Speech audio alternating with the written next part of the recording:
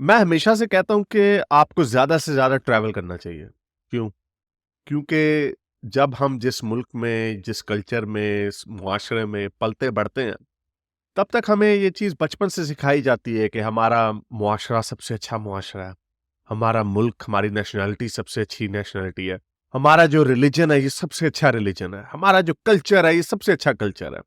फिर जब आप बाहर जाते हैं, दुनिया देखते हैं, आपको सबसे पहली चीज़ आप ये नोटिस करते हैं कि हम कोई स्पेशल नहीं है, चाहे जिस मर्जी कल्चर से आप आए हो। आप कहते हैं यार हम कोई इतना स्पेशल नहीं है जितना हमें बताया गया था। दूसरी चीज आप नोट करते हैं कि जिस कल्चर में आप जाते हैं वो भी अपने बारे में वही सोच रहे होते हैं जो हमें सिखाया गया होता है कि हमारा कल्चर बड़ा जबरदस्त है। We are proud to be Russian, we are proud to be Greek, we are proud to be Turkish. जो भी जिस कंट्री में आप जाएंगे वो कहेंगे we are proud to be. किस चीज पे प्राउड है आप? हर चीज एग्जैजरेटेड होती है। इवन ये सोचा जाता है, अगर कई मुल्कों के बारे में बहुत अच्छा भी सोचा जाता है, वो अमेरिका सुपर पावर है। आप अमेरिका में जाएंगे, गैटोज में जाएंगे, आप देखेंगे हैं ये इतने भी अच्छे नहीं है जितना हमें बताया गया था। तो कई लोग उस एक्सट्रीम पे चले जाते हैं, कुछ एक्सट्रीम पे चले जाते हैं। लेकिन हर चीज की जब डिटेल में जाया जाता है फिर पता चलता है। बहुत सारी चीजों का अंदाजा आपको तब होता है कि बहुत सारी चीजें आपकी एग्जैजरेटेड चीजें होती हैं, उसके पीछे कुछ पर्पसेस होते हैं।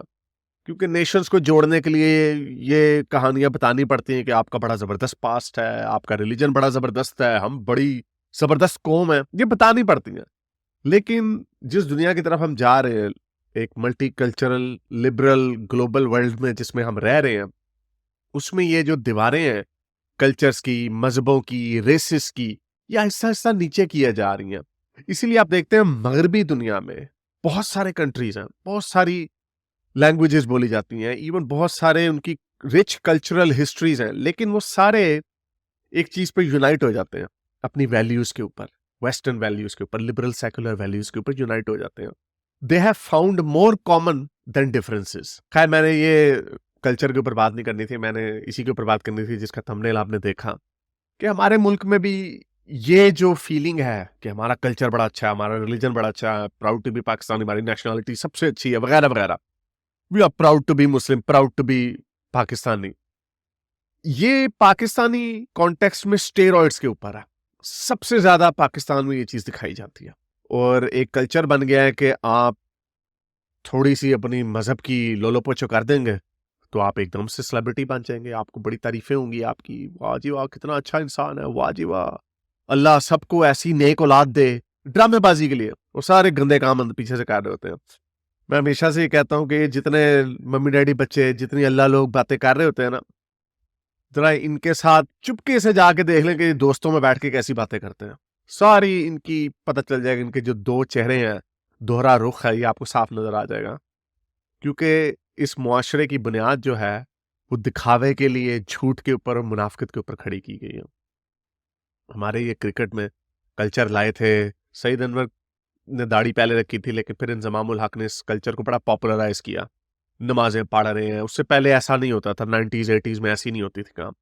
ये इस्लाम में की शोबदेबाजी, खेल काफरों का खेलना है, लेकिन शोबदेबाजी के लिए इस्लाम इस्लाम। ओ रसूल अल्लाह ने छितर मार देते तुम्हें। मुफ्ती तारिक मसूद साहब का पूरा इसके ऊपर एक लेक्चर पड़ा हुआ है कि क्रिकेट खेलनी चाहिए या नहीं खेलनी चाहिए, देखिए जाके जरा वो वीडियो। लेकिन इस्लाम मोम की नाक है, उसको जिधर मर्जी मोड़ लें अपने फायदे के लिए, क्रिकेटर बन जाएं। लेकिन यार हमने नंबर भी बनाने हैं आवाम के सामने, तो कैसे बनाएं? ये मोहम्मद रिजवान, मुझे बताया जा रहा है कि तकरीबन कोई 100 गज के फासले पे वहां पर एक मस्जिद भी है, ये वहां पे नमाज पढ़ सकता था, लेकिन इस मोहम्मद रिजवान ने वहां पे नमाज ही पढ़ी क्योंकि किसी ने देखना नहीं था। शोबदेबाजी के लिए वो जो वीडियो वायरल हुई, वो वायरल नहीं थी होनी। जाहिर बात है क्रिकेट के बाद तो इन लोगों को कोई नहीं सुन रहा होता।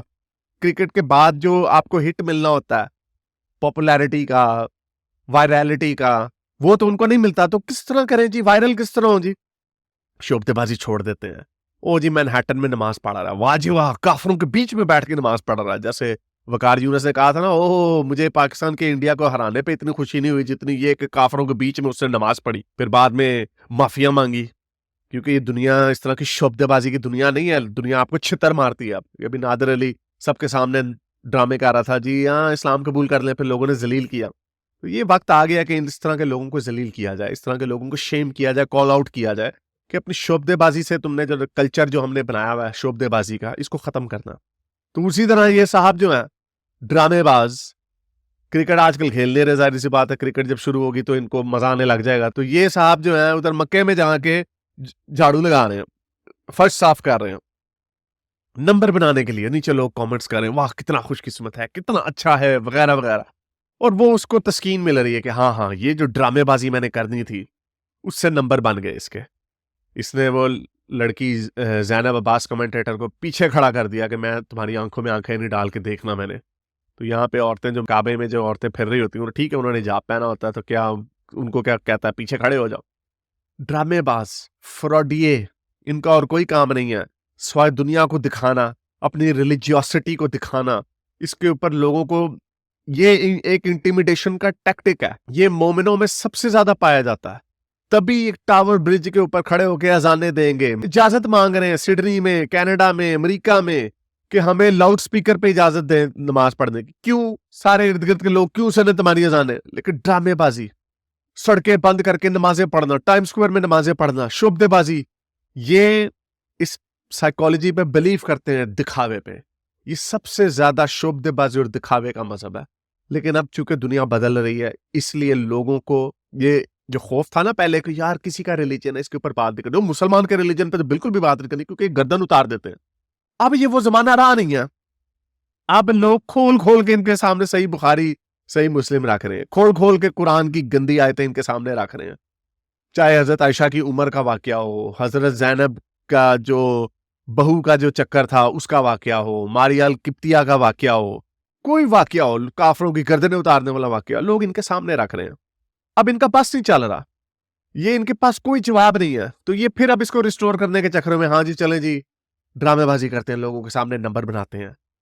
लेकिन अब ये जमाना नहीं है, इसलिए लोगों, जहां पे आपको लोग मजहब की शोबदेबाजी करते हो, दिखावा करते हो, पकड़े इनको, कॉल आउट करें, शेम करें इनको। अब इनकी बदमाशी का जमाना गया।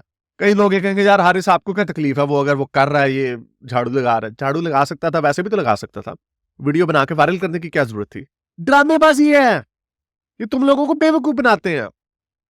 अच्छा चलो बना रहे हैं, हारिस आपको क्या प्रॉब्लम है? हमें प्रॉब्लम ये है कि हमें जब इस बात का एहसास हो गया कि जब मजहब को फ्री हैंड दे दिया जाता तो उसके बाद क्या होता है, उसके बाद पाकिस्तान में जो माइनॉरिटीज के साथ होता है हमें पता है, एथियस्टों के साथ जो होता है हमें पता है।